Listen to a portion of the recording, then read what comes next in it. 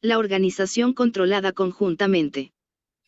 El oficio de la construcción es, por regla general, más extenso y diversificado que una artesanía ordinaria en el taller.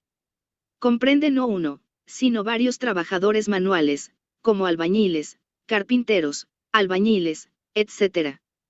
Sin embargo, cada uno de estos comerciantes trabaja en la construcción por sí mismo. Trabajan uno al lado del otro, o consecutivamente, no entre sí. Lo contrario es el caso de la industria moderna a gran escala. Cada empresa comprende miembros de los más diversos oficios, que trabajan con y para los demás, dependiendo cada trabajador del trabajo de muchos otros. Se requiere una capacidad de organización extraordinaria y una gestión experta para asegurar que a cada individuo se le asigne su lugar y trabajo de tal manera que no surjan fricciones ni impedimentos, y que toda la fuerza de trabajo empleada se utilice al máximo. Y a esta fuerza de trabajo viva, que comprende a menudo 1000 personas de las más variadas clases, se añade una abundancia de gigantescas máquinas y edificios, y numerosas materias primas y materiales auxiliares de todos los países, a menudo muy variadas, que requieren un complicado proceso. Aparato comercial, que no es menos indispensable para la comercialización de los productos. Esto aumenta las demandas sobre el conocimiento y las capacidades de las personalidades directivas en un grado extraordinario. Este conocimiento solo puede adquirirse en los colegios técnicos, que hasta ahora han sido inaccesibles para los trabajadores ordinarios. Mientras que la dirección está tan alejada de la multitud de trabajadores inteligentes y experimentados, el desarrollo económico, por otro lado, ha reducido considerablemente las demandas de conocimientos de la masa de trabajadores en muchas empresas modernas. El hábil artesano, familiarizado con todos los aspectos de su vocación, es reemplazado por un trabajador, al que se le enseña a hacer algunas operaciones manuales, que se repiten continuamente. Más allá de esto, no sabe nada sobre el proceso de producción en el que está involucrado. Si los procesos relacionados con los oficios de la construcción y la artesanía son lo suficientemente simples como para permitir que la mayoría de los trabajadores elijan gerentes para sus negocios, este aspecto de la cuestión se vuelve tanto más difícil en la medida en que una rama de la industria se desarrolla sobre líneas capitalistas. Al mismo tiempo, las consecuencias de un error serían tanto más desastrosas cuanto que la intensidad y el alcance de los efectos económicos aumentan con el desarrollo de la empresa. La siguiente consideración es aún más importante a este respecto. Ya hemos señalado que el socialismo gremial separa la producción y el consumo en líneas duras y rápidas. Desde este punto de vista, la producción en cada rama de la industria es algo que solo concierne a los trabajadores contratados. Como dice Cole. Aquí debe ser evidente que la conducta normal y la responsabilidad de la industria estarán absolutamente en manos de los gremios, y que ni el Estado ni ningún organismo externo debe tener voz en la designación de los funcionarios o gerentes de los gremios. Self-gobierno en la industria, cuarta edición, p. 117. Y después. El control de la producción real, dice, el Gildsman, es asunto del productor, y no del consumidor. Solo dando al creador el control sobre su propio trabajo puede satisfacer el verdadero principio de la democracia, porque el autogobierno no es menos aplicable a los asuntos industriales que a los políticos. Self-Government in Industry, cuarta edición, p. 151. Según esta peculiar concepción, la verdadera democracia consiste en que la comunidad no debe preocuparse por lo que hace uno de sus órganos. El Estado se requiere solo con el fin de hacer que los sindicatos individuales sean dueños de los medios de producción en su rama de industria. Lo que puedan hacer con su propiedad común no es asunto de nadie más que de ellos. Deben ser completamente independientes en el proceso de producción. Hasta que no llevan el producto terminado al mercado, los consumidores no tienen derecho a participar en la fijación de los precios. A tal efecto se organizarán. Los socialistas gremiales sostienen que la relación económica entre hombre y hombre solo encuentra su plena expresión cuando los productores y los consumidores están organizados por igual, cuando el productor y el consumidor negocian en igualdad de condiciones. Self-Government in Industry, p. 87. Pero, ¿qué pasa si las negociaciones no conducen a nada, si un gremio insiste en su posición fuerte? El resultado serían luchas por el poder entre varios gremios y varias organizaciones de consumidores. La nación es en todos sus aspectos tan interdependiente, la producción y el consumo están tan inextricablemente entrelazados, que ninguna mera separación abstracta de funciones puede constituir una base para una teoría de la comunidad moderna.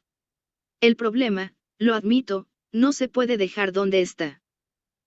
Cuando un solo gremio tiene una disputa con el Parlamento, como concibo que bien puede tener, seguramente la decisión final de tal disputa debería recaer en un organismo representativo de todos los consumidores organizados y todos los productores organizados. La soberanía última en asuntos industriales parecería pertenecer propiamente a algún organismo conjunto representativo por igual del Parlamento y del Congreso gremial. De lo contrario, la balanza debe inclinarse injustamente a favor de los consumidores o de los productores. Self-Government in Industry, pp. 87 a 88. Por supuesto, es bastante erróneo suponer que una asociación de varios gremios representaría simplemente los intereses de los productores. Difícilmente habría un gremio que no se comparara con otros gremios en la relación de consumo. Frente al gremio de los mineros del carbón, prácticamente todos los demás gremios tendrían intereses de consumidores. Por otro lado, en una sociedad socialista toda persona capacitada no es simplemente un consumidor, sino también un productor, y ninguna persona puede ser tan dividida que adopte una actitud diferente en un parlamento de la que adoptaría en una asociación gremial. Siendo ambas asambleas elegidas por el mismo pueblo. Como ambos cuerpos serían elegidos por sistemas electorales diferentes, bien podrían surgir dificultades temporales entre ellos, pero rara vez coincidirían con la línea de demarcación entre los intereses de los consumidores y los de los productores. Pero supongamos que la unión de gremios represente un interés común a todas las ramas de la producción. Y supongamos además que las distinciones entre partidos en los parlamentos no estarían determinadas por ningún otro motivo que los intereses de los consumidores aparentemente comunes a todos los parlamentarios. ¿Cuál sería el uso de un cuerpo conjunto representativo igualmente del Parlamento y del Congreso gremial? Su composición tendría que basarse en el principio de que ni el Congreso gremial ni el Parlamento tendrían mayoría sobre su oponente. Ahora bien, si las dos secciones no pudieran llegar a un acuerdo, ¿cómo sería mejor el cuerpo que está por encima de ellas? Requeriría, como todo árbitro, de un tercero imparcial, que en este caso no tendría que ser ni trabajador ni consumidor. Es bastante concebible que Cole relegara la creación de este ser supramundano a una nueva teoría que aún no se ha formulado, cuyo problema podría compararse con el de la cuadratura del círculo. Sí, a pesar de estas dificultades, los esfuerzos por constituir este órgano soberano supremo, que estaría por encima de la unión soberana de los gremios y del Parlamento no menos soberano, tuvieran éxito, la ganancia no sería muy grande. Solo reflexione cuán incómodo sería si el gremio y el Parlamento estuvieran obligados a apelar al juez supremo cada vez que tuvieran una disputa, y con qué facción e impedimentos giraría entonces todo el proceso de producción. Cada gremio tendría total libertad para organizar la producción como quisiera, quizás en gran detrimento de los consumidores. Estos últimos solo intervendrían cuando efectivamente se hubiera producido tal lesión, a fin de demostrar que efectivamente habían sido lesionados. Sería mucho más adecuado y eficaz si, en lugar de que los productores y los consumidores siempre peleen y solo se reúnan ante el Tribunal Supremo de Apelación, se crearan instituciones en virtud de las cuales los consumidores y los productores estarían reunidos en todas las ramas de la producción en todos los ámbitos de la producción. Desde el comienzo mismo de la producción, cuando se estaban resolviendo los detalles de su organización y su dirección, a fin de llegar a decisiones unánimes sobre estos asuntos.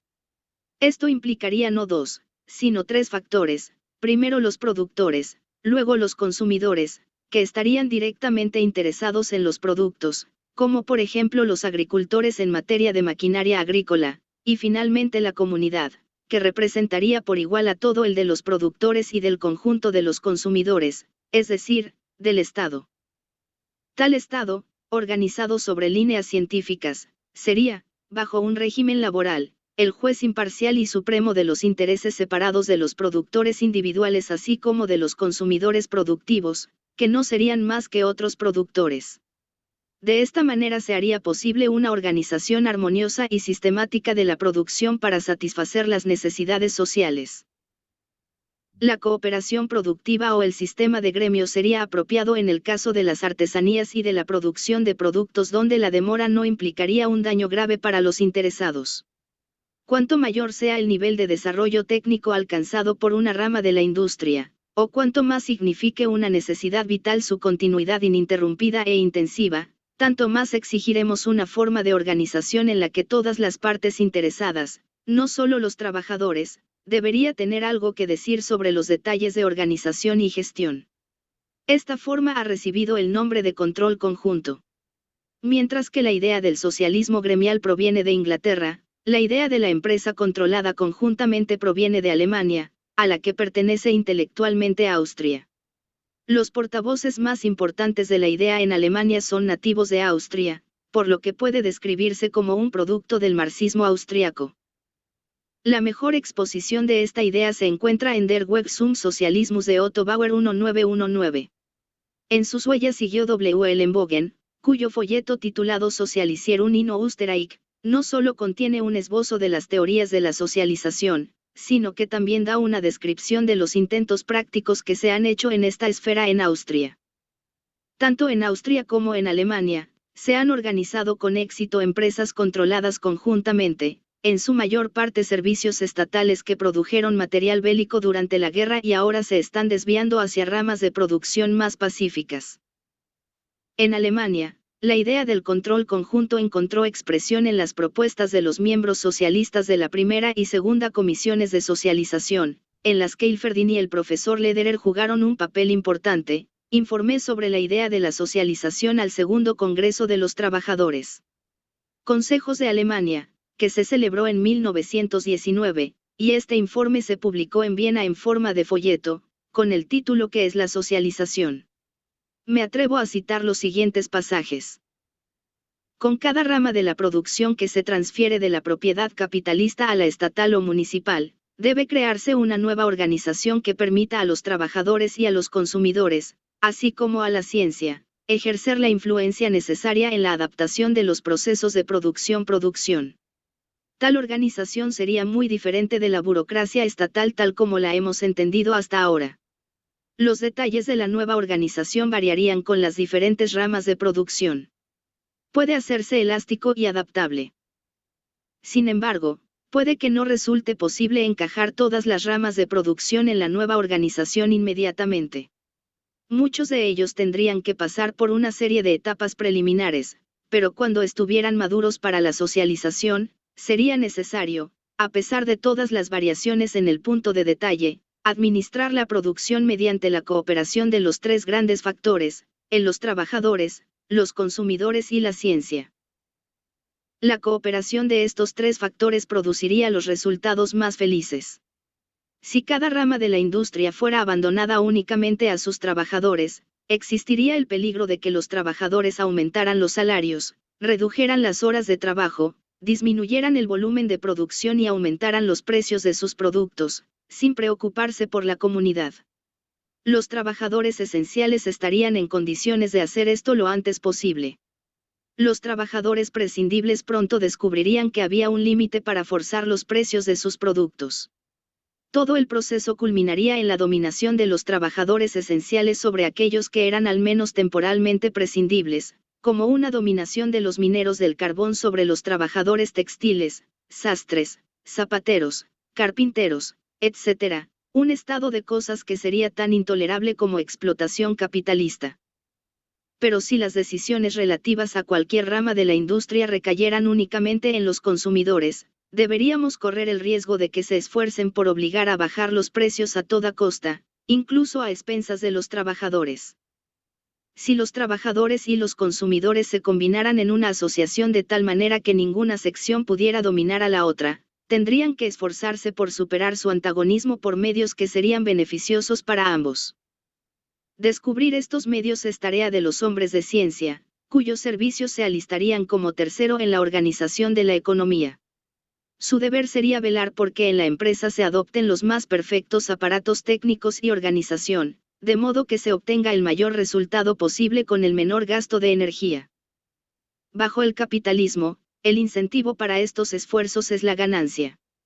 Bajo el socialismo dejará de existir la ganancia, pero este incentivo será reemplazado por otro al menos igual de fuerte, si el antagonismo entre los consumidores y los trabajadores puede ser superado mediante la intervención de la ciencia. Ahora la ciencia podrá hacer muchas más cosas bajo la producción socialista que bajo el capitalismo. Se le confiará la tarea de organizar el consumo así como la producción en líneas racionales. Será posible hacer esto cuando las organizaciones de consumidores así como las organizaciones de trabajadores participen en el proceso de producción. Si, por un lado, los técnicos aseguran que se produce más riqueza con igual gasto de energía, por otro lado, los economistas y estadísticos darán indicaciones para la disposición de los productos de manera que se evite el desperdicio y se dé un mayor grado de satisfacción a los consumidores. Los detalles de la organización pueden asumir varias formas. Variará de una industria a otra, de un país a otro y de una etapa de desarrollo a otra. Como ejemplo, citaré la propuesta que hizo Otto Bauer en su web Zum Sozialismus. Ahora, ¿quién va a administrar la industria socializada? ¿El gobierno? Seguramente no. Si el gobierno controla el mayor número posible de empresas, sería demasiado poderoso frente al pueblo y la Asamblea Popular, tal aumento del poder gubernamental sería peligroso para la democracia. Al mismo tiempo, el gobierno sería un mal administrador de la industria socializada, nadie gestiona las empresas industriales peor que el Estado. Por eso nunca hemos abogado por la nacionalización de la industria, sino siempre por su socialización. Entonces, ¿quién va a manejar la industria socializada, si no va a ser el gobierno? Hoy en día, las grandes empresas industriales están controladas por una junta directiva elegida por los accionistas. En el futuro también cada rama de la industria socializada estará dirigida por una junta directiva, pero este cuerpo administrativo ya no será elegido por los capitalistas, sino por los representantes de aquellos sectores sociales cuyas necesidades debe satisfacer la industria socializada en lo sucesivo. Ahora bien, ¿quién tiene interés en la gestión de la industria socializada? En primer lugar, los trabajadores, los empleados y los funcionarios que se dedican a esta rama de la industria. En segundo lugar, los consumidores que necesitan los productos de esta rama de la industria. Y en tercer lugar, el Estado como representante de la comunidad.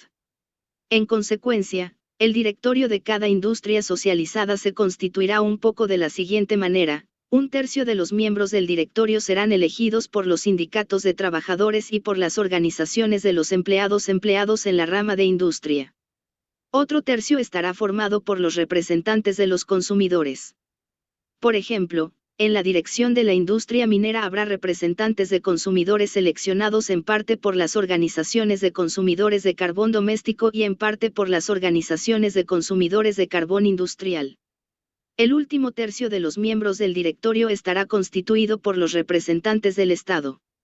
Serán designados, en parte por el ministro de Hacienda, para que estén representados los intereses del erario, y en parte por la Asamblea Nacional o Parlamento, para que estén representados los intereses económicos generales de la nación. Los representantes de los trabajadores y empleados por un lado, y los de los consumidores por el otro, tendrán intereses antagónicos que defender, porque una parte deseará salarios altos y la otra precios bajos. Los representantes del Estado actuarán como mediadores y árbitros entre las dos partes. A una dirección así constituida se le encomendará el control supremo de la rama de la industria, el nombramiento de los administradores, la fijación de los precios de las mercancías, la celebración de convenios colectivos de trabajo con los sindicatos y las organizaciones de trabajadores, la disposición de los beneficios netos, etc. Serían necesarios arreglos especiales para evitar el nombramiento de funcionarios administrativos por motivos personales o políticos, y para asegurar que se eligieran los expertos, ingenieros y químicos más eficientes. Quizás el medio más apropiado para este fin sería el siguiente.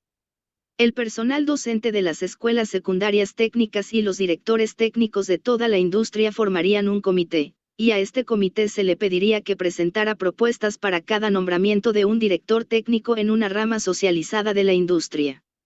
La dirección de la rama de industria designaría entonces a una de las personas propuestas. Esto difiere muy poco de la propuesta que la mayoría de la primera Comisión de Socialización alemana hizo en su informe del 15 de febrero de 1919, que trata de la administración de una industria minera socializada. Allí decía: se recomienda que toda la industria minera alemana se coloque bajo un Consejo del Carbón, que constaría de 100 miembros y se reuniría unas 4 veces al año. La dirección de las empresas, los trabajadores y los consumidores elegirían cada uno 25 de estos miembros, y los 25 restantes serían designados por el Estado. De estos, al menos un tercio deben ser funcionarios, mientras que el resto debe provenir de círculos científicos, económicos y públicos. Hay que contar con la posibilidad de que la experiencia y las investigaciones teóricas saquen a la luz muchas otras propuestas de socialización. Cualquiera que sea la forma en que tales propuestas puedan ser formuladas, para que den resultados satisfactorios, deberán prever que ninguna rama de la industria y ninguna empresa serán entregadas a los trabajadores empleados en ella, sino que los consumidores interesados, así como la comunidad y la ciencia, tendrán derecho de participación.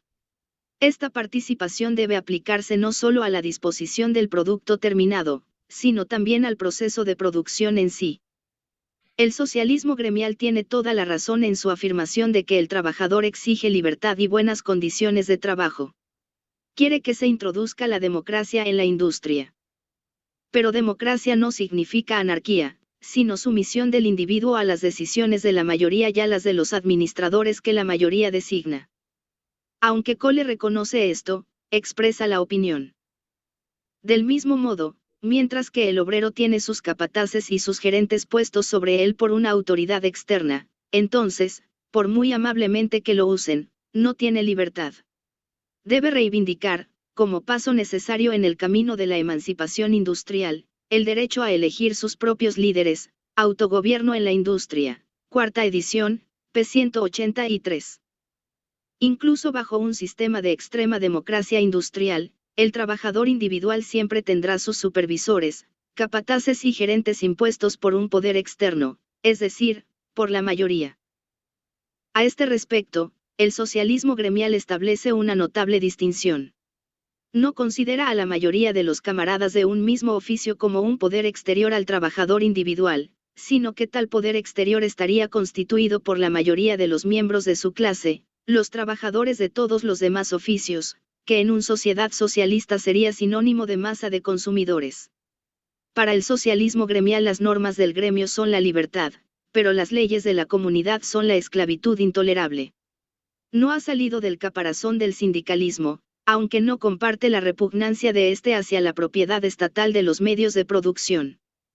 F. Socialismo y ganancias. Surge otra cuestión en relación con la influencia de los trabajadores, de los consumidores y del Estado sobre las empresas socializadas, ¿qué hacer con los excedentes?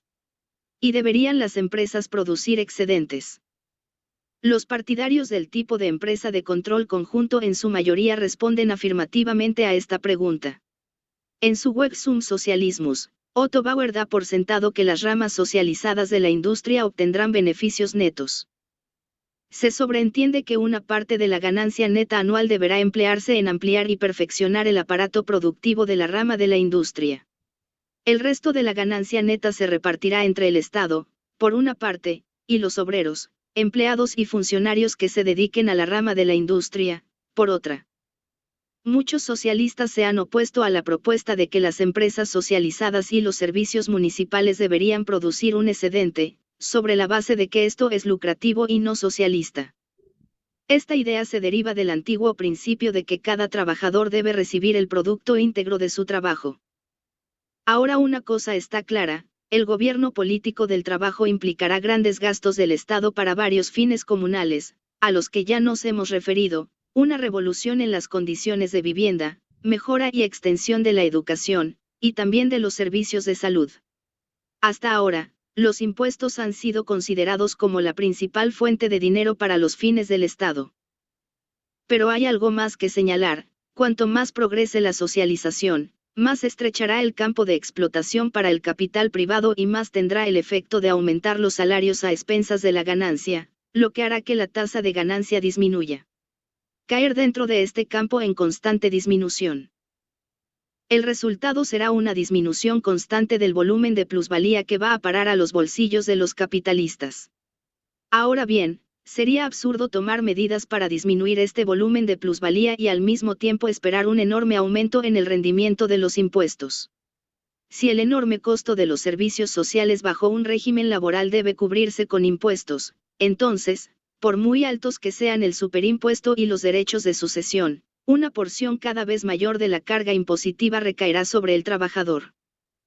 Ahora, de acuerdo con nuestras suposiciones, el salario del trabajador se incrementará para permitirle soportar los impuestos más altos. Pero, no sería absurdo, en aras del principio socialista, pagar a los trabajadores de las empresas socializadas el monto de los impuestos en sus salarios, y luego laboriosamente recuperárselos en 100 formas diferentes, en constante lucha con los recaudadores de impuestos y por medio de un torpe y costoso aparato burocrático. Una vez que el número de empresas socializadas y el volumen de sus excedentes sean lo suficientemente grandes como para cubrir todos los gastos del Estado y de los municipios, el gran aparato burocrático, que hoy emplea la hacienda pública, se volverá completamente superfluo. Entonces deberíamos deshacernos de una parte apreciable de esa burocracia estatal, disminuir lo que sería una de las tareas más urgentes del laborismo victorioso. Estos costosos funcionarios serían entonces libres para realizar un trabajo productivo. Los aranceles que no son más que impuestos desaparecerían inevitablemente con un próspero sistema de producción socialista. El socialismo procederá de los estados industriales altamente desarrollados, que ya no necesitarían un arancel para las industrias nacientes, y ciertamente no necesitarían un arancel para asegurar ganancias adicionales a las grandes asociaciones de empleadores. Queda el arancel que se impone para la protección de ramas de producción que no pueden florecer en el país por faltar las condiciones naturales o sociales necesarias. Las tarifas de este tipo solo se imponen con el fin de impedir la división natural y geográfica del trabajo y, por tanto, el desarrollo de la productividad del trabajo, prolongando artificialmente ramas improductivas de la industria a expensas de la comunidad. La abolición de tales tarifas a veces puede ser dolorosa para muchos sectores de trabajadores. Esta es una razón para practicar la cautela en el método de abolición, pero ese no es un argumento en contra de la abolición en sí misma. Renunciar a cualquier ingreso de los excedentes de las empresas socializadas obstaculizaría gravemente su desarrollo progresivo y haría necesario el mantenimiento de una maquinaria burocrática integral. Esta renuncia no es en modo alguno sinónimo de socialismo. La diferencia entre el socialismo y el capitalismo no consiste en el hecho de que uno obtenga ganancias y el otro no, sino en que el uno genera ganancias para los individuos, mientras que el otro genera ganancias para la comunidad. Esta es una distinción extremadamente importante. Sin embargo, no es la única distinción con respecto a la ganancia. Bajo el capitalismo, las empresas tienen vitalidad solo mientras producen ganancias. El beneficio es el alma de la economía. Los negocios individuales o las ramas de la industria pueden ser muy útiles para la comunidad, pero no pueden mantenerse a menos que logren alcanzar la tasa de ganancia promedio. Por otro lado, toda empresa puede encontrar suficiente capital si puede producir suficiente ganancia, por despreciable o perjudicial que sea para la sociedad. Esto sería diferente en una organización socialista del proceso de producción. Correspondería ahora a la dirección de una empresa socializada impedir cualquier empleo nocivo de sus medios de producción, por mucha ganancia que prometiera. La aplicación de este principio sería tanto más estricta cuanto mayor fuera la influencia, no solo de los productores de la rama particular de la industria, sino también de todo el cuerpo de consumidores. Por otro lado, el sistema socialista de producción continuaría operando negocios particulares o ramas de la industria que le pareciesen útiles, incluso cuando no generaran ganancias y tal vez requirieran subsidios. El establecimiento de escuelas, la construcción de caminos y puentes nunca ha sido un negocio rentable para el Estado o el municipio. No debe concluirse de esto que la cuestión de la ganancia o del excedente sea indiferente a los servicios municipales o comunales. En la actualidad, las instituciones nacionales o municipales que no se autofinancian solo pueden funcionar con la ayuda de los impuestos sobre los particulares, que son tanto más elevados cuanto mayores son los servicios que la institución presta a la comunidad. Cuanto más progrese la socialización, más ramas de la industria se transfieran a la propiedad del Estado y del municipio, más se evitará el costoso y tortuoso método de tributación como fuente de ingresos del Estado y del municipio, y más dependientes serán las finanzas públicas. Devengará sobre los excedentes de los servicios públicos. En estas circunstancias, determinadas empresas y ramas de la industria pueden operar sin excedentes e incluso pueden requerir grandes subsidios. Esto es, por supuesto, imposible para toda la industria. Cuanto mayor sea el subsidio para uno, mayores deben ser los excedentes producidos por los otros. Lejos de ser antisocialista, el sistema de excedentes será importante para un régimen socialista, ya que cuanto mayores sean las tareas sociales a emprender, más considerable deberá ser el excedente que proporcionen las empresas socializadas en su conjunto. La diferencia entre el capitalismo y el socialismo no consiste simplemente en el hecho de que en un caso las ganancias van a parar a los bolsillos de los capitalistas individuales, mientras que en el otro caso recaen en la comunidad, y que en un caso el negocio se maneja únicamente con cuenta de los beneficios cualquiera que sean sus efectos benéficos o perjudiciales, mientras que en el otro caso solo se mantienen aquellas ramas de la industria que son útiles a la comunidad, cerrándose los negocios perjudiciales, cualesquiera que sean los beneficios que produzcan. Si bien no debe crear una aristocracia laboral privilegiada a expensas de otros trabajadores, la empresa socializada debe ser una preocupación modelo en todos los aspectos, incluso en lo que respecta a la posición de sus trabajadores. La elevación intelectual y física de sus trabajadores debe formar uno de los principales cuidados de la dirección de la empresa socializada. Sus métodos para obtener un excedente deben consistir en lograr la mayor perfección posible de sus instalaciones técnicas, efectuar el máximo mejoramiento de su organización y tomar medidas que aumenten la fuerza y el celo de sus trabajadores. A este respecto, podrá realizar más que una empresa capitalista, ya que estará organizada, no sobre el antagonismo, sino sobre la cooperación de sus empleados en el establecimiento y conducción del negocio. Las empresas socializadas en su conjunto, por supuesto, tendrán que producir excedentes, y el medio para este fin es aumentar la productividad del trabajo. G. La difusión de la socialización. Aunque los comienzos de la socialización serán comparativamente modestos, el principio exhibirá una tendencia a la constante expansión, no solo como consecuencia de la presión de las clases trabajadoras, sino también por consideraciones económicas. Bajo el modo de producción capitalista encontramos, al lado de la tendencia de la empresa individual a expandirse, la tendencia de varias empresas a agruparse y consolidarse bajo una dirección común. Esto es en parte la consolidación de negocios del mismo tipo, lo que se llama su conexión horizontal, y en parte la consolidación de negocios diferentes pero complementarios, lo que se llama su conexión vertical. La consolidación de empresas del mismo tipo se efectúa principalmente con el propósito de eliminar la competencia y restringir la producción, a fin de forzar los precios al alza más allá del nivel que alcanzarían en libre competencia, obteniendo así ganancias superiores al promedio. Encontramos combinaciones de este carácter solo cuando las grandes empresas están tan desarrolladas que el número de empresas del mismo tipo en el Estado es muy pequeño, o cuando las circunstancias naturales han limitado el número de empresas existentes, como suele ser el caso de la industria minera. Además de la restricción de la producción, este proceso de combinación ahorra a cada empresa el costo de buscar y atraer clientes, es decir, el costo de anuncios, viajeros comerciales, etc. Cuando la agrupación de empresas llega hasta la fideicomiso, cuando la empresa individual pierde completamente su independencia, a las ventajas antes mencionadas puede agregarse la de concentrar toda la producción en las fábricas mejor equipadas y más lucrativas, y cerrar las fábricas mal equipadas. Además, el punto de partida de la socialización serán principalmente ramas de la industria que ya se han convertido en cárteles o trusts.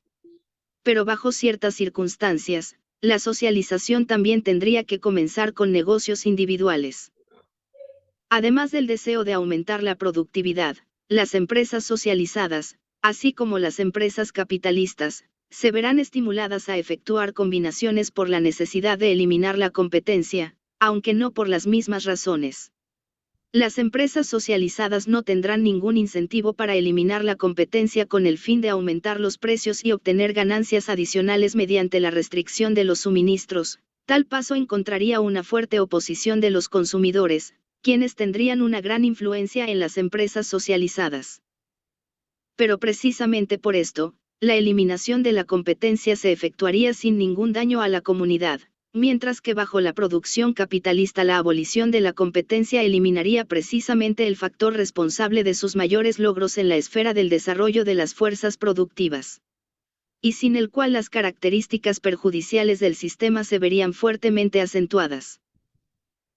Las empresas socializadas deben esforzarse por eliminar la competencia, no para beneficiar a los consumidores a expensas de los productores, sino porque la lucha competitiva en el mercado necesita la iniciativa personal en el proceso de circulación de las mercancías, que prospera mejor bajo la propiedad privada en los medios de la producción y de los productos, y que, como hemos visto, representa un punto débil de la industria socializada. Por supuesto, esto no es una objeción a la socialización, sino a la socialización sobre la base de la competencia. Aunque la socialización puede aplicarse mejor allí donde el desarrollo capitalista ha eliminado la competencia, las empresas socializadas aisladas tendrán que tratar de atraer dentro de la esfera de la socialización a las empresas privadas que compiten con ellas. Al lado de este proceso de consolidación horizontal, el proceso vertical promete volverse sumamente importante. Con la división del trabajo ampliamente ramificada que prevalece hoy, es raro que la producción de un producto se limite a una sola empresa. La mayoría de los productos tienen que pasar por una serie de procesos, desde la etapa de materia prima hasta la etapa del artículo terminado. En la escala de las empresas, cada empresa que se ocupa de una etapa posterior del producto está frente a la empresa que lo produjo o una de sus partes constituyentes en la relación de consumidor a productor. Así como el interés de la generalidad de los consumidores se salvaguarda mejor cuando ellos mismos controlan los medios para producir el producto que consumen, lo mismo ocurre con los consumidores productivos antes mencionados. Si una empresa produce los artículos que requiere, o si su propietario también es dueño de los negocios que los producen, puede confiar en recibirlos en la cantidad y calidad necesarias, ya que los negocios accesorios pueden subordinarse estrictamente al objeto principal de la producción. Los combinados industriales se esfuerzan por obtener ganancias adicionales para su rama de industria y, por lo tanto, gravan a las empresas que elaboran sus productos. Esto lo evitaría la empresa consumidora, si controlara las empresas de sus suministros. Ahorraría las ganancias adicionales de los cárteles o fideicomisos, y estas ganancias podrían utilizarse para vender sus productos más baratos, asestando así un golpe a la competencia. El progreso de esta tendencia se ve obstaculizado en cierta medida por las condiciones de la división del trabajo, que han provocado que un proceso de producción que antes se completaba dentro de los límites de una sola empresa ahora se divida en una serie de procesos parciales, llevado a cabo en una serie de negocios independientes. La tendencia a consolidar empresas que sirven consecutivamente al mismo proceso de producción surge primero entre las gigantescas empresas de los tiempos modernos, y se circunscribe a ellas. Lo que es cierto hoy en día para las empresas capitalistas, lo será doblemente para las empresas socializadas, sobre todo cuando no se trata de socializar negocios aislados, sino toda una rama de la industria, que está bajo dirección y propiedad común. Entonces, la tendencia hacia la consolidación vertical recibirá un gran aumento de fuerza y ofrecerá amplias oportunidades para un logro fructífero. Será una ventaja más que un inconveniente si la estrecha interrelación de varias ramas de la producción dificulta la socialización de una rama aparte de las demás. Por ejemplo, las ferrerías dependen en gran medida de la calidad adecuada del carbón barato. La consecuencia ha sido que varias ferrerías han adquirido minas de carbón. La socialización de las minas implica la cuestión de si el principio debe aplicarse a las obras combinadas de carbón y fundición. Si esta pregunta se responde afirmativamente, implica la siguiente pregunta: ¿por qué detenerse en el carbón y las fundiciones, y por qué no socializar también las fundiciones? Alfo Unsorten considera necesario socializar juntos el carbón, el hierro y el acero. Le parece imposible, sin embargo, socializar de una vez esta inmensa esfera de la industria. En oposición a la mayoría de las otras propuestas, no socializaría una de estas ramas de la producción después de la otra, sino todas simultáneamente, o solo en parte, al principio alrededor del 10 al 15%. De las minas de carbón y siderúrgicas existentes, Orten, Socialisierung y Wiederaufbau, 1920. El principio de esta propuesta no debe rechazarse como algo natural. Si es practicable o no es decisión de los expertos. Hasta ahora no ha encontrado mucho favor. Sea como fuere, una cosa está al menos clara: la socialización del carbón implicaría una reivindicación de la socialización del hierro. Este proyecto recibiría un impulso de otra rama de la industria socializada, de los ferrocarriles. Los ferrocarriles son tan grandes consumidores de hierro, llantas, durmientes, etc. Su operación y su pagabilidad dependen tanto de la calidad y los precios de los productos de hierro, que la socialización del hierro les conferiría una ventaja considerable. Si hasta ahora los gobiernos de la clase media se han abstenido de tomar tales medidas en beneficio de sus ferrocarriles estatales, se debe a que, en primer lugar, la gestión de la burocracia estatal no ha dado buenos resultados, y en segundo lugar, los metales pesados, la industria junto con la industria del carbón han formado el poder más fuerte en la mayoría de los estados capitalistas. En Francia, Inglaterra y América, el carbón y el hierro, así como los ferrocarriles, son las cumbres más altas del capitalismo. La pérdida de estas posesiones rompería el poder de los magnates financieros. Si los ferrocarriles han sido nacionalizados durante mucho tiempo en Alemania y Austria, a pesar de la oposición capitalista, esto debe atribuirse, no al poder de la clase obrera, sino al militarismo, que requirió este instrumento para hacer la guerra e incluso fue más fuerte que los grandes capitalistas. En los años 70 del siglo pasado, cuando se nacionalizó la mayor parte de los ferrocarriles prusianos, el capital no era tan poderoso como lo es hoy. Los ferrocarriles se construyeron como empresas estatales en muchos países económicamente atrasados, porque parecía que había pocas posibilidades de que se convirtieran en una propiedad lucrativa. Pero en las monarquías militares, los grandes capitalistas se reconciliaron con los ferrocarriles del Estado por respeto a su militarismo nativo. Ahora, después de perder la Guerra Mundial, cuando los ferrocarriles alemanes han perdido toda importancia militar, los grandes capitalistas alemanes intentan apoderarse de los ferrocarriles estatales. Ahora corresponde a los trabajadores defender la propiedad estatal de los ferrocarriles por motivos distintos a los militares. Si se une la socialización del carbón a la del ferrocarril, la socialización del hierro estará implicada como consecuencia. Sobre este terreno se librarán las batallas decisivas de la socialización. Para ello la socialdemocracia necesitará ejercer un gran poder en el Estado. Mientras los trabajadores estén divididos, y tengamos que tolerar gobiernos de coalición temporales, la socialización del carbón y el hierro es escasamente esperable. No confiamos en expulsar capital de este logro en la coerción y la confiscación para su dominio. Pero es absurdo esperar de un partido socialdemócrata mientras no ejerza preponderancia política en el Estado, es decir, mientras no cuente con el apoyo de una mayoría decisiva de la población. Los trabajadores tendrán que esforzarse al máximo para arrebatar al capital el carbón y el hierro, y en Inglaterra y América los ferrocarriles. Cuando esto se haya logrado, la mayor extensión de la socialización aún presentará grandes dificultades económicas, al menos en el caso de ciertos tipos de empresas. Pero en cuanto se trata de una cuestión de poder, la socialización será entonces una cuestión decidida. Si la socialización resultara económicamente ventajosa en las tres provincias antes mencionadas, nada podría impedir su progreso en un Estado dominado por los trabajadores. Por lo tanto, podemos esperar que el hierro y los ferrocarriles formen una continuación de la estructura vertical, que ramas de las industrias ferrosas se incorporen a la producción de hierro, y que los ferrocarriles comiencen a fabricar sus propias locomotoras y vagones en talleres del Estado, los cuales deberán conservar aún su autonomía.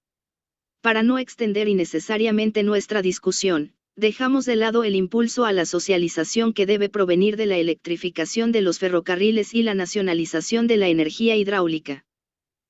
Si los ferrocarriles, como empresa de control conjunto, están inspirados en un espíritu socialista, su administración avanzará aún más. Los uniformes son necesarios para una serie de empleados ferroviarios que deberían ser reconocidos como tales por el público. Sería muy deseable confiar la provisión de estos uniformes, no a firmas privadas, sino al sindicato de sastres, que así desempeñaría las funciones de un gremio, en el sentido del socialismo gremial. Una vez más, la utilización de los subproductos del carbón entra en el ámbito de la industria química. La socialización municipal procederá en la misma línea. De la municipalización de las panaderías seguiría la de los molinos que suministran la harina. De allí a la socialización del comercio de la harina, ya sea a través de una agencia municipal o cooperativa, es solo un paso.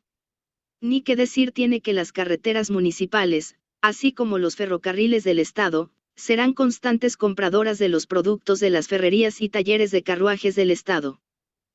Cuando los requerimientos de las obras públicas de un municipio no sean suficientes por sí solos para mantener en funcionamiento una fábrica, sería necesario formar un gremio de empresas municipales del mismo tipo, para las cuales trabajaría una fábrica socializada, que perteneciera o bien al Estado o a los municipios unidos.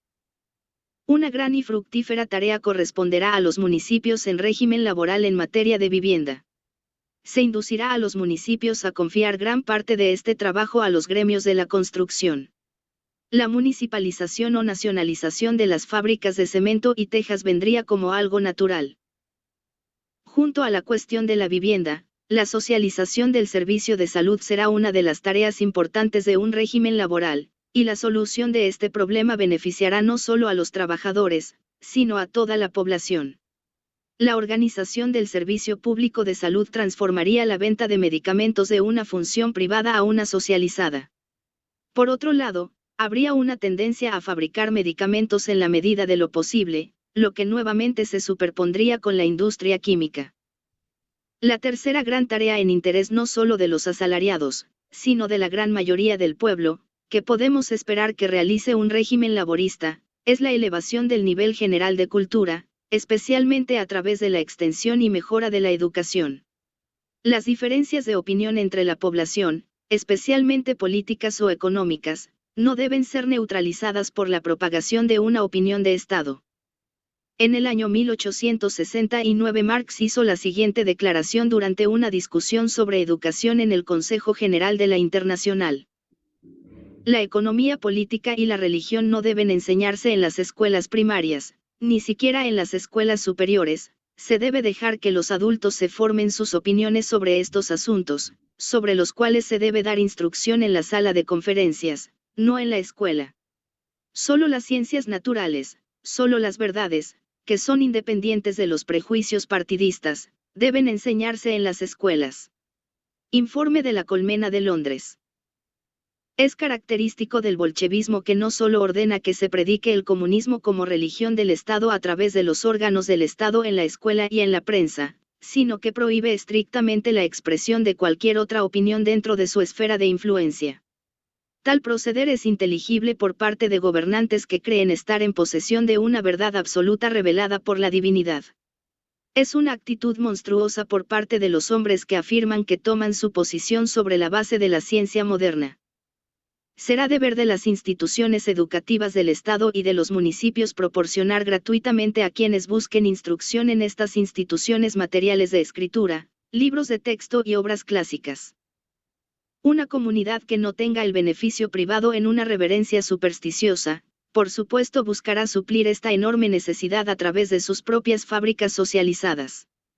Cuando recordamos cuán enorme es el consumo actual de papelería estatal y municipal, el aumento del consumo con fines sociales conduciría por sí solo a la socialización de los trabajos de papel. Además de lo anterior, por supuesto habrá una extensión de las actividades productivas de las sociedades cooperativas.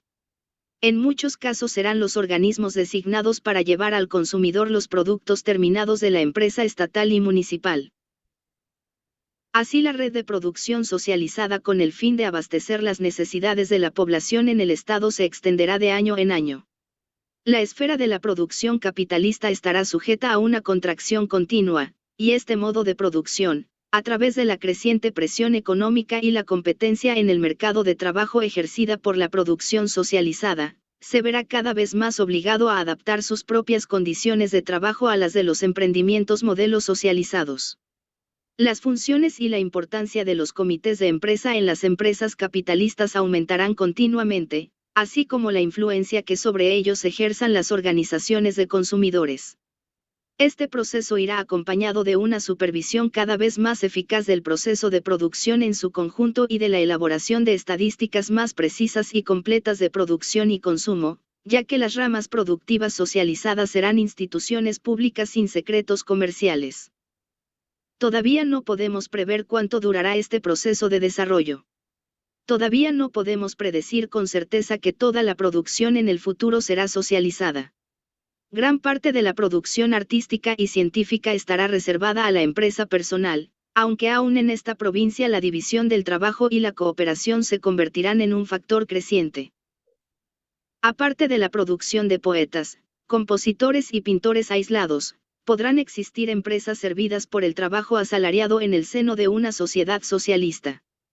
Pero inevitablemente serían de un tipo diferente de las empresas del capitalismo actual, en la medida en que solo serían apropiadas para aquellas ramas de la industria en las que el negocio individual no requería tanto un gran capital como una personalidad dominante, una personalidad que atraería trabajadores suplementarios y les ofrecería al menos tan buenas condiciones de empleo como las empresas socializadas. El gerente de negocios debería entonces su posición, no al capital a su disposición, sino a su personalidad, y sus asistentes no se sentirían atraídos hacia él por su necesidad económica. En el curso del desarrollo socialista, se obtendrán nuevas experiencias y surgirán nuevos problemas y nuevas posibilidades, cuya naturaleza aún no sospechamos. Se sumarán a la infinita variedad de formas de producción que incluso ahora podemos prever y que surgen de las amplias ramificaciones de la división del trabajo sobre la que se basa el capitalismo industrial. Aunque nuestro objetivo es abolir los antagonismos de clase, no es nuestro deseo imponer la uniformidad en la producción o el consumo. Tal paso sería retrógrado. Por supuesto, es bastante imposible prever el ritmo al que procederá la socialización en cualquier país en particular. Por precisas que hayan resultado ser las profecías marxistas con respecto a la dirección del desarrollo, con frecuencia han sido erróneas en cuanto a su ritmo.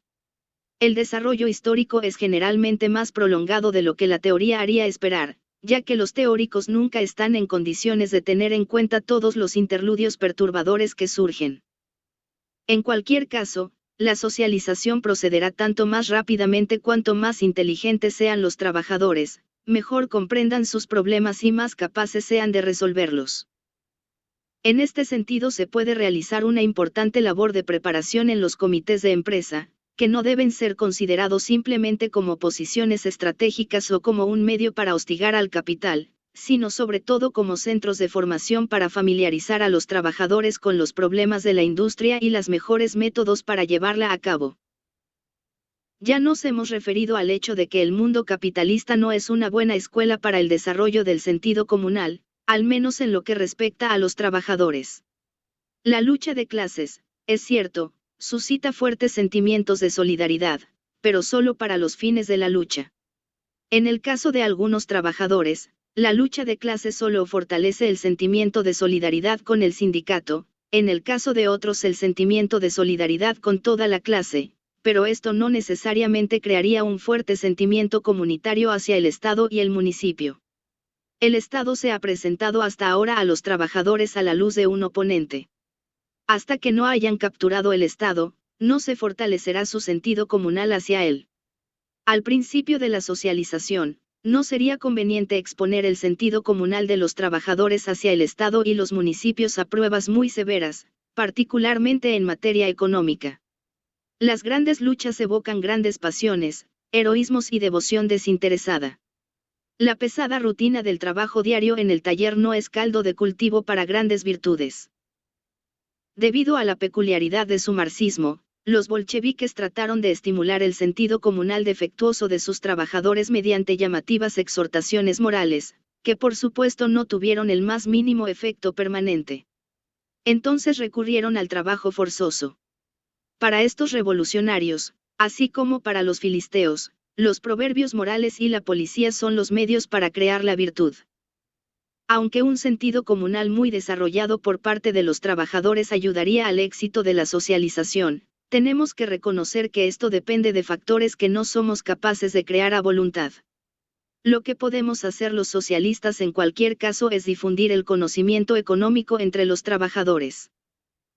Cuanto más reconocen los trabajadores la fuerza de las leyes económicas, más completamente conocen las condiciones económicas de su propio país en particular y del mundo en general, más claramente perciben los límites de lo que es inmediatamente practicable, menos probable es que serán, una vez que hayan conquistado la libertad tanto económica como política, actuar como escolares que eluden todas las tareas y están listos para cualquier travesura en el momento en que el amo se vuelve de espaldas, y más probable será que se comporten como hombres responsables, resolviendo por su propia voluntad realizar cualquier tarea que se requiera. 9. Agricultura. A. Bosques y bosques. Al hablar de socialización hasta ahora solo hemos tenido en cuenta los medios de transporte, las minas y la industria en el sentido más estricto del término. Hemos dejado la agricultura completamente fuera de consideración. Y, sin embargo, en muchos estados todavía comprende la mayor parte de la población, e incluso en los estados más industriales constituye la mayor de todas las ramas de la producción. Así, 9.732.000 personas se dedicaban a la agricultura en el Imperio Alemán en 1907, mientras que solo 1.905.000 personas se dedicaban a la siguiente industria más grande, la industria de la construcción, y 1.086.000 personas se dedicaban a los oficios de ingeniería, y 936.000 a las minas. En Inglaterra y Gales, por otra parte, solo 1.260.000 personas se dedicaban a la agricultura en 1911, frente a 2.214.000 dedicadas al comercio. Pero la agricultura en general, si no la agricultura autóctona, constituye la base de la existencia de toda la población, proveedora de sus medios de subsistencia y de muchas de sus materias primas. Si la agricultura falla, nos morimos de hambre. Esto ha sido demostrado recientemente por el Imperio ruso de la manera más espantosa. En estas circunstancias, es evidente que si los trabajadores quieren tomar su destino en sus propias manos, es decir, si quieren ejercer el control sobre sus fuentes de vida, no pueden darse el lujo de ignorar la agricultura, sino que deben tratar de incorporarla en su sistema de producción para su uso. Los partidos socialistas de varios países han tenido programas agrarios desde hace mucho tiempo. Pero su contenido principal ha sido una lista de demandas, que la socialdemocracia está obligada a presentar en interés de la población del país. En su mayoría han sido programas electorales. Ahora que estamos en el umbral del poder político, es necesario seguir adelante.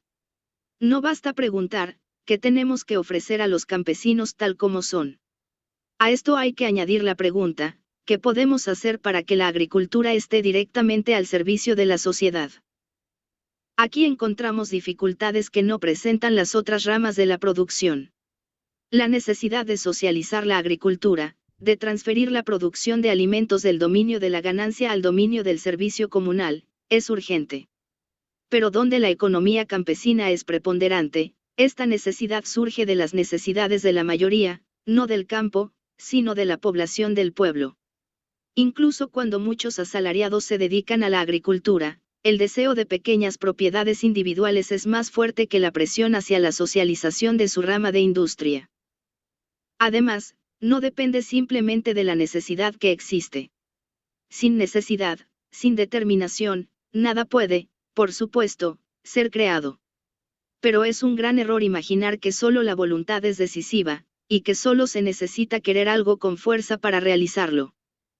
La determinación solo es eficaz cuando es razonable, es decir, cuando está ligada a una percepción clara de las condiciones materiales para la ejecución de lo determinado. Ahora hemos visto que en las demás ramas de la producción las condiciones para la realización del socialismo están tan desarrolladas como urgente es su necesidad. En la agricultura, por el contrario, la marcha del desarrollo económico no produce ni lo uno ni lo otro en medida adecuada. nos vemos obligados a admitir que en esta esfera las empresas en gran escala aún no han suplantado a las pequeñas propiedades. Este es un arrecife amenazante para el socialismo. Estas observaciones no se aplican a una rama de la producción que se considera parte de la agricultura, pero que tiene sus propias leyes, desviándose de las de la agricultura como se desvían de las de la industria. Esta rama de la producción es la forestación. Aquí ya existe en gran medida la necesidad de socialización así como las condiciones para su realización. El mantenimiento de los bosques en ciertos puntos es de suma importancia para el clima y la humedad del suelo, tanto para la agricultura como para la navegación fluvial. Además, la propiedad privada de la tierra no favorece en modo alguno el mantenimiento de los bosques. En todas partes, el capital busca ser renovado lo más rápido posible, ya que cuanto más rápida sea la tasa de rotación, mayor será la masa de ganancias producida por una suma igual de capital dentro de un periodo específico. Ahora bien, la forestación es un proceso muy prolongado, que suele durar 100 años y, en el caso de los robles, puede prolongarse durante 200 años. ¿Dónde está el hombre que invertirá su capital para embolsarse una ganancia después de un periodo tan largo? Cuando un particular adquiere un bosque, lo despoja de árboles. En lugar de plantar nuevos árboles, tratará de hacer un uso diferente de la tierra, lo que produciría un ingreso más rápido, tal vez anual, si la constitución y posición del suelo favorecen este curso. La tendencia del sistema capitalista, por lo tanto, es destruir los bosques, al menos donde la silvicultura está bajo un régimen de lucro.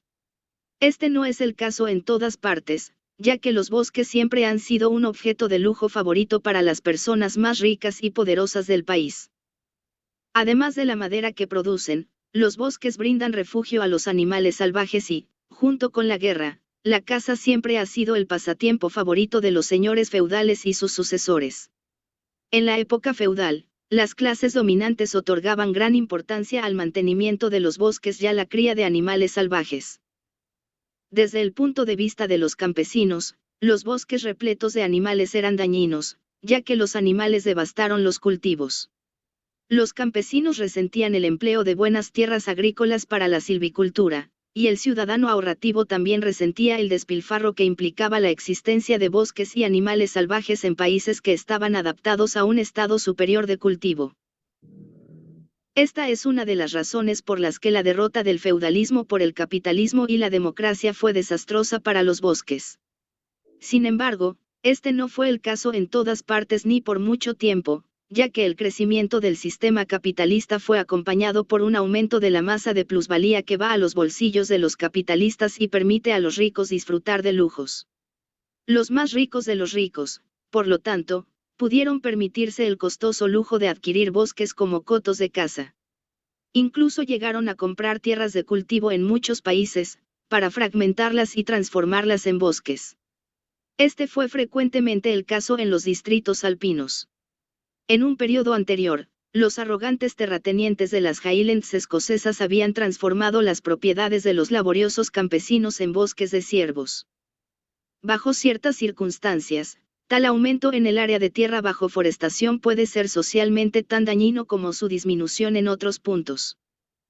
En los estados capitalistas, la silvicultura suele estar sujeta a regulaciones estatales, que suelen ser muy estrictas, y la necesidad de una regulación estatal de la silvicultura se ha hecho evidente en casi todas partes. No menos que la necesidad son las condiciones para el control estatal de la silvicultura excepcionalmente bien desarrolladas. La silvicultura, por su naturaleza, requiere operaciones a gran escala y, a menudo, un cultivo extremadamente intensivo.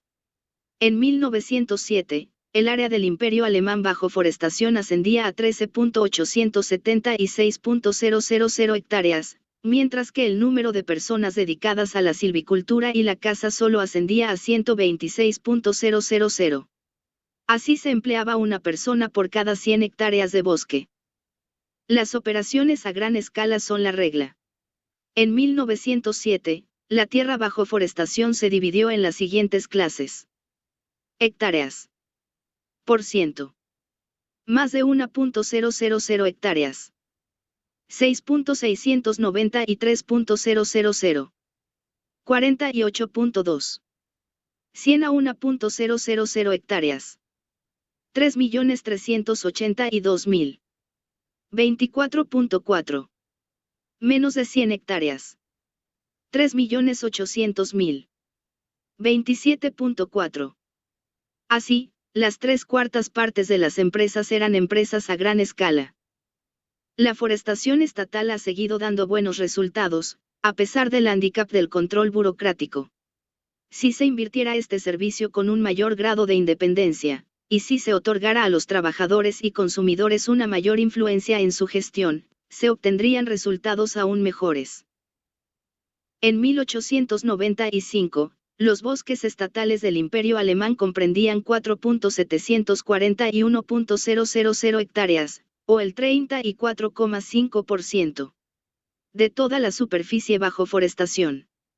Para 1907 habían aumentado a 4.958.000 hectáreas, o el 35%, mientras que los otros bosques disminuyeron en 47.000 hectáreas. Además de los bosques estatales, están los bosques municipales, que comprendían 2.287.000 hectáreas, o el 16,5%. Del área bajo forestación, en 1907. Los bosques estatales y municipales combinados representaban el 51,5%, o más de la mitad de los bosques. En consecuencia, los bosques en manos privadas ya son minoritarios. Ya existe la maquinaria para su nacionalización, y sería muy fácil transferirlos de manos privadas. Esto podría efectuarse rápida y fácilmente, ya que es solo una cuestión de poder. Si la operación fuera hábilmente dirigida, encontraría apoyo entre las masas no solo de la ciudad, sino también de la población del campo, en la que aún perviven las antiguas tradiciones de propiedad común en bosques, cursos de agua y prados. Por mucho que un campesino se aferre a su propiedad, no tendría ninguna objeción que ofrecer a la nacionalización de los bosques de los grandes señores. El movimiento obrero victorioso deberá emprender la socialización de los bosques como una de sus primeras tareas. B. La propiedad común de la tierra.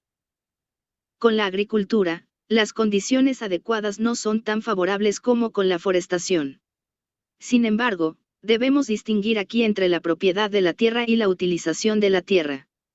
Hay condiciones sociales en las que la propiedad y el trabajo de la tierra están íntimamente ligados, de modo que la socialización de la tierra presenta las mismas dificultades que la de las empresas agrícolas en estos casos, y ambos procesos deben ejecutarse al mismo tiempo.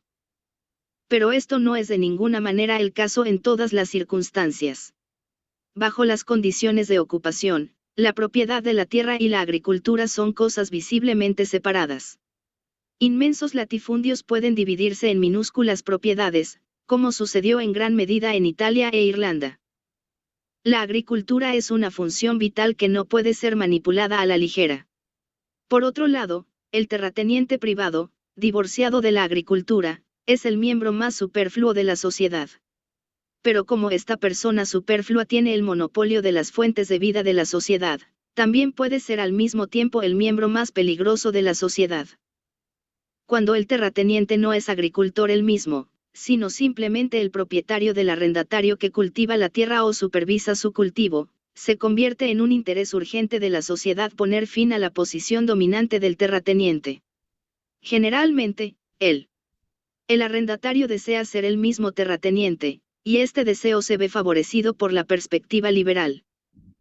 Pero en un país altamente industrializado como Inglaterra, incluso el radicalismo de la clase media ha encontrado otra solución a la cuestión de la tierra, que ha elevado a una demanda política, la nacionalización de la tierra. No se abolirá la tenencia, pero el agricultor se convertirá en arrendatario del Estado. Este objeto es muy apropiado para un partido socialista proletario que aspira a la abolición de la propiedad privada en los medios de producción, y no puede dejar de lado los medios de producción más importantes, si existe la posibilidad de nacionalizarlos. Este es el caso en gran medida en aquellos países donde prevalece el sistema de arrendamiento. Como el latifundio no ejerce funciones económicas en tales países, la nacionalización de la tierra podría llevarse a cabo de un solo golpe. El método del progreso gradual está tan fuera de lugar en este caso como en el de la abolición de los derechos feudales. De hecho, la abolición de este tipo de propiedad de la tierra puede considerarse como un eco de la revolución de la clase media, cuyos métodos son apropiados para este propósito. En consecuencia, no significaría perturbación alguna para los procesos sociales de producción si tales propiedades territoriales fueran expropiadas sin compensación alguna.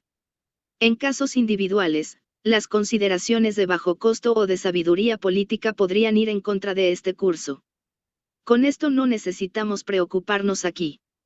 En cualquier caso, no existe necesidad económica de compensación. Los terratenientes de este tipo no ejercen función económica alguna, por cuya suspensión pudiera ponerse en peligro el proceso de producción. Pero, lamentablemente, estas observaciones solo se aplican a países donde prevalece el sistema de inquilinos. Esta es una de las circunstancias que facilitará la revolución económica laborista en Inglaterra. Después del carbón, el hierro y los ferrocarriles, quizás incluso antes que ellos, un régimen laborista en Inglaterra sería capaz de nacionalizar, mediante la expropiación, la mayor parte de la tierra, agrícola y urbana, consiguiendo así el control de las tierras. Elementos más vitales de la vida económica. Sería capaz de transferir la tierra al Estado sin pagar una gran compensación, y así, de un solo golpe, accedería a enormes fuentes de ingresos, que podrían aplicarse inmediatamente a los servicios sociales urgentes. La posición es bastante diferente en la mayoría de los estados del continente europeo así como en los Estados Unidos. Aquí la mayoría de los propietarios de la tierra son también sus cultivadores. Además, forman una clase numerosa, fuerte económicamente y, bajo instituciones democráticas, fuerte políticamente. Asaltar sus propiedades en la tierra sería sumamente peligroso desde el punto de vista político, y difícilmente sería posible económicamente sin graves disturbios, que serían sumamente perjudiciales para la alimentación de las masas del pueblo, especialmente de la población urbana. Incluso la simple nacionalización del latifundio sería, en estas circunstancias, una operación muy audaz, que solo debe intentarse si la socialización de la tierra puede ir acompañada de la socialización de sus industrias, y esto no es cosa sencilla, como veremos. En tales países, una nacionalización inmediata de la totalidad de la tierra sin compensación, acompañada de la transformación de todos los agricultores en arrendatarios del Estado, está fuera de cuestión. No obstante, deberíamos apuntar a una nacionalización progresiva de la tierra, que podría comenzar tan pronto como poseyéramos el poder necesario y antes de que las condiciones estuvieran maduras para la socialización de la industria agrícola. Esta política progresiva de nacionalización de la tierra, sin confiscación, podría aplicarse concediendo al Estado un derecho de compra cada vez que se enajenase un terreno o una hacienda. La propiedad de la tierra en la actualidad es muy móvil y las ventas de tierras ocurren con frecuencia. Toda alteración de la propiedad sería un medio de aumentar la propiedad estatal de la tierra. Incluso si el Estado no procediera inmediatamente a establecer una economía socialista sobre la propiedad adquirida, para la cual las propiedades campesinas serían demasiado pequeñas, la mera propiedad de la tierra sería una ventaja tanto para el Estado como para la comunidad. Es cierto que en un principio la renta que tendrían que pagar los arrendatarios del Estado solo bastaría para cubrir los intereses del precio de compra pagado por el Estado. Pero vivimos en un periodo de rentas al alza, y cada incremento adicional de la renta de la tierra iría a parar a las arcas del Estado, y no a los bolsillos de los terratenientes privados. Existe la ventaja adicional. El proceso posterior de socialización será tanto más fácil en la medida en que el Estado tenga que tratar con los agricultores como sus arrendatarios y no como propietarios libres. A pesar de estas ventajas para el Estado, las demás partes de la transacción no perderían nada por el ejercicio del derecho de compra. Al vendedor de la tierra le es indiferente si es un particular o el Estado quien le paga el precio que pide. Pero el agricultor que sucede al vendedor también obtiene una ventaja del hecho de que no es él quien encuentra el dinero. El agricultor sólido ahorra el dinero de la compra si es meramente un arrendatario en lugar de un comprador, y puede entonces emplearlo en el mejor equipo y el cultivo más intensivo de sus campos, o en el arrendamiento de una finca más grande de lo que hubiera podido. A compra. Ambas alternativas conducirían a un aumento de sus ingresos, mientras que la primera promovería el desarrollo de las fuerzas productivas del país. De esta manera deberíamos poder imponer una nacionalización progresiva de la tierra en países sin el sistema de tenencia. Pero por importante que esto pueda ser, no somos simplemente reformadores de la tierra. No podíamos estar contentos con estas medidas. Tendríamos que hacer esfuerzos para vincular la agricultura con nuestro sistema de producción para las necesidades sociales. Y esto será un hueso duro de roer para nosotros. C. La socialización de las grandes propiedades. El régimen socialista encontraría sus mayores dificultades cuando comenzó a intentar socializar las empresas agrícolas. En esta esfera, el desarrollo capitalista ha realizado hasta ahora tan poco trabajo de carácter preliminar que hay socialistas que dudan de que la agricultura pueda socializarse en absoluto y quisieran confinar el socialismo a la industria. Sin embargo, incluso ellos tendrían que admitir que la continuación de las relaciones de propiedad existentes en el campo sería incompatible con la producción socialista. Su método para poner fin a la explotación del trabajo asalariado en la agricultura es dividir todas las grandes propiedades y reducir toda la agricultura a pequeñas propiedades. Si la revolución social en las ciudades fuera acompañada de tal reacción económica en el campo, las consecuencias serían catastróficas, ya que el sistema de pequeñas propiedades no permitiría la producción de excedentes considerables, si es que alguno. Lo que aquí se afirma recibe confirmación de un informe que el Dr. Rabbet G. presentó a la Comisión de Socialización, de la que era miembro, en marzo de 1922.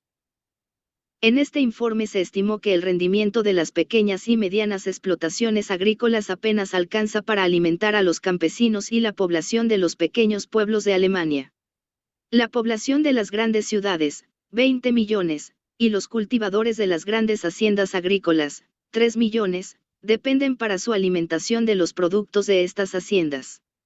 Los grandes latifundios se alimentan en promedio de 5 personas por hectárea, mientras que los pequeños y medianos latifundios solo alimentan a 2.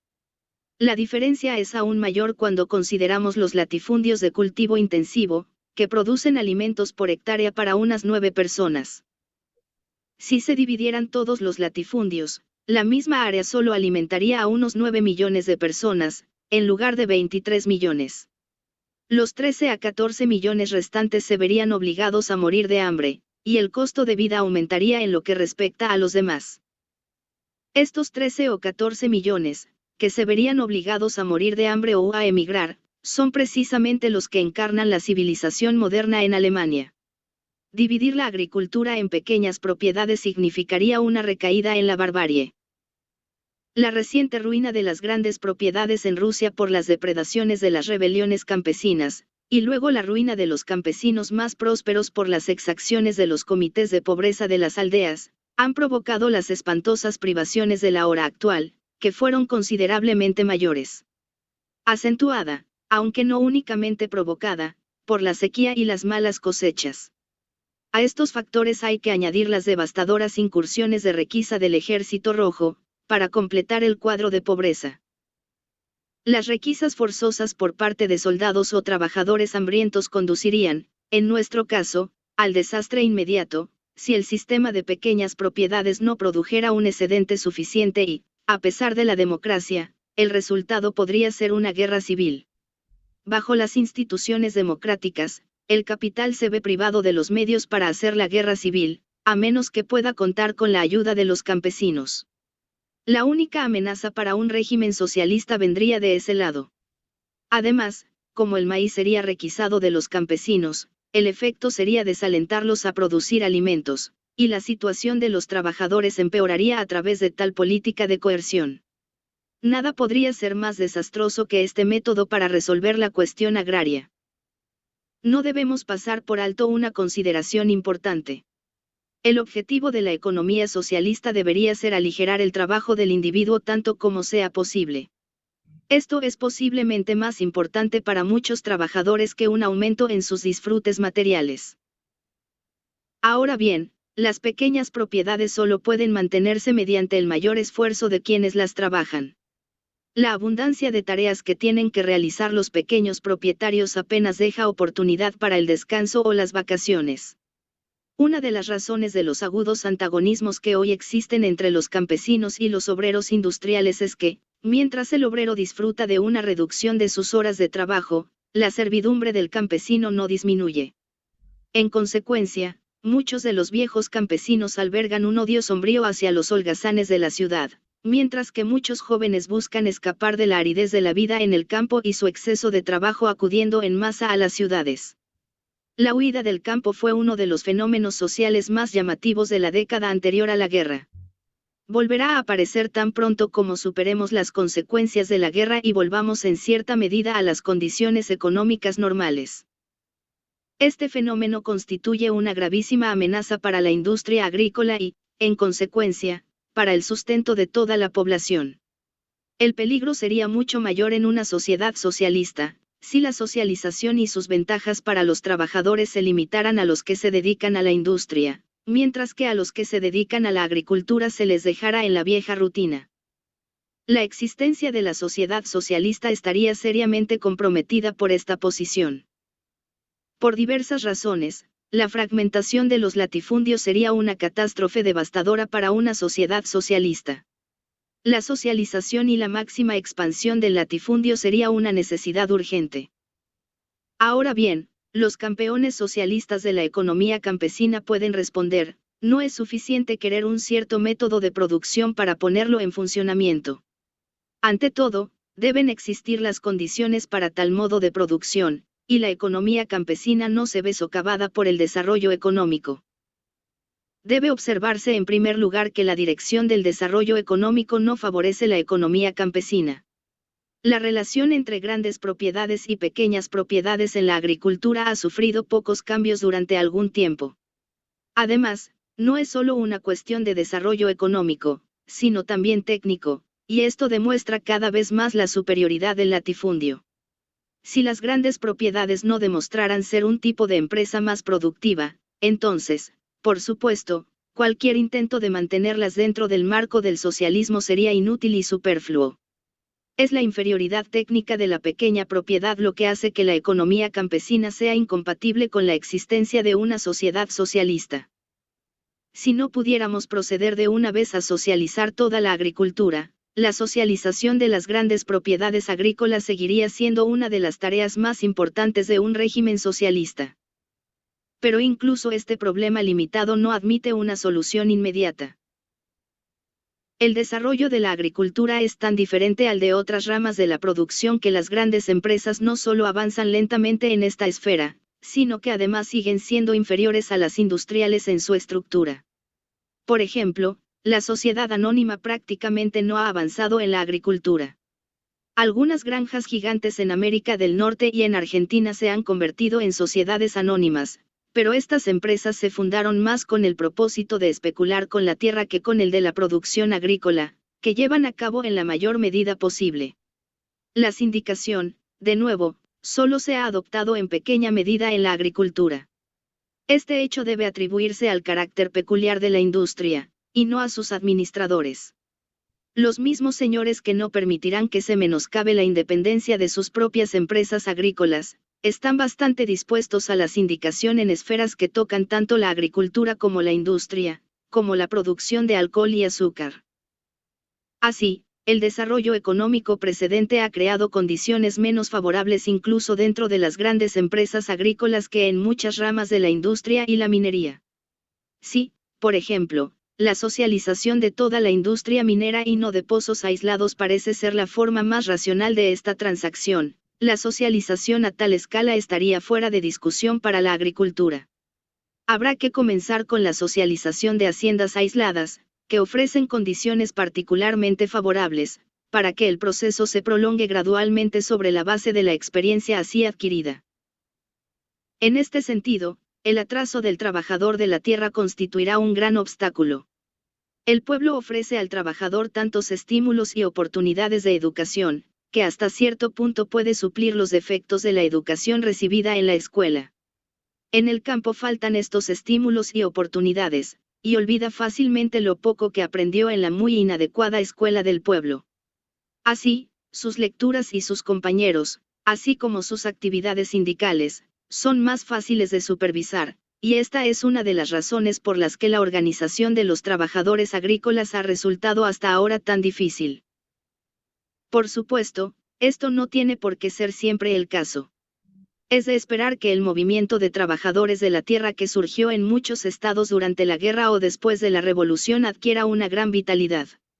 En todo caso, los labradores quedarán muy por detrás de la gran mayoría de sus camaradas de la industria en materia de conocimientos políticos y educación general, y este hecho no facilitará la introducción del autogobierno en la agricultura. Una enérgica organización sindical de los trabajadores de la tierra, junto con comités de trabajo que funcionen correctamente y una gran mejora en las escuelas de las aldeas, son las condiciones preliminares sin las cuales ninguna democratización beneficiosa de las grandes empresas agrícolas que pueden ser adquiridas y socializadas por el Estado o por los urbanistas. Cabe esperar municipios. En cualquier caso, parecería que una clase bien educada de trabajadores de la tierra es por lo menos capaz de llevar a cabo la agricultura en líneas cooperativas, ya sea que la cooperación productiva, el gremio o la empresa controlada conjuntamente resulten ser los más importantes. Forma adecuada. Esta última forma parece ser la más adecuada, ya que corta de raíz todos los antagonismos entre productores y consumidores. Por otro lado, se han hecho algunos experimentos muy alentadores en la cooperación agrícola. Es cierto que el comunismo agrícola ruso de los bolcheviques en todas sus formas terminó en un fracaso. Todo parecía favorecer el experimento. Y sin embargo, a principios de 1919, casi el 83% de las comunas, fundadas en el verano de 1918, y hacia mediados de 1919 el resto, colapsó. Conferencia del profesor Buloetsky contenida en el apéndice de Die Kommunistischen Gemeinwesen der Neuzeit de Tugan Baranovsky. Pero este fracaso no prueba que la naturaleza de la agricultura se oponga a la empresa cooperativa, prueba más bien que los bolcheviques se aplican con increíble torpeza a todo lo que no está relacionado con la organización de la fuerza, con el ejército rojo y con la omnipotencia de la policía. Varias empresas cooperativas agrícolas han surgido en Italia durante la última generación. En 1906 había 108 sociedades cooperativas dedicadas a la agricultura, de las cuales 88 estaban en pleno funcionamiento y 20 en proceso de formación. De los 88, había 18 emprendimientos productivos reales, que cultivaban una superficie total de 1.873 hectáreas, formando cada uno un latifundio de un tamaño promedio de 200 hectáreas. Además, había 70 sociedades cooperativas que se habían unido para arrendar tierras que repartían entre familias individuales para el cultivo. En el año 1912, un investigador alemán informó que los resultados del arrendamiento cooperativo en general se consideraban absolutamente favorables y, hasta el momento, no se habían registrado fallas. El número de tales sociedades cooperativas agrícolas aumentó de 108 a 400 entre 1906 y 1922. El área que cultivaban casi se cuadruplicó. También es digna de mención la serie de colonias comunistas religiosas que florecieron en los Estados Unidos durante el siglo pasado y practicaron con éxito la agricultura cooperativa. Bajo la influencia de Robert Owen, un tal señor Vandeleur se embarcó en un experimento cooperativo en Raleigh en Irlanda, que logró resultados impresionantes. Desafortunadamente, el señor Vandeleur era un jugador y cuando quebró, sus acreedores destruyeron la sociedad cooperativa. Un destino similar le sucedió a la primera sociedad cooperativa de arrendamiento en Italia, que prosperó durante un tiempo y luego colapsó con el fracaso del terrateniente. Citamos el siguiente relato de Pryor. En el año 1886, el diputado Dr. Morrill, un rico terrateniente de Stagno, Lombardía, arrendó una propiedad de 100 hectáreas a varios campesinos, quienes se constituyeron en una sociedad cooperativa. El contrato de arrendamiento fue al principio por un periodo de 2 años, y luego se renovaría en las mismas condiciones. El propietario, sin embargo, no estaba dispuesto a renovar el contrato de arrendamiento al vencimiento del primer periodo. Le influyeron los reproches de los vecinos, que temían que el experimento socialista creara descontento entre los campesinos y labradores del campo.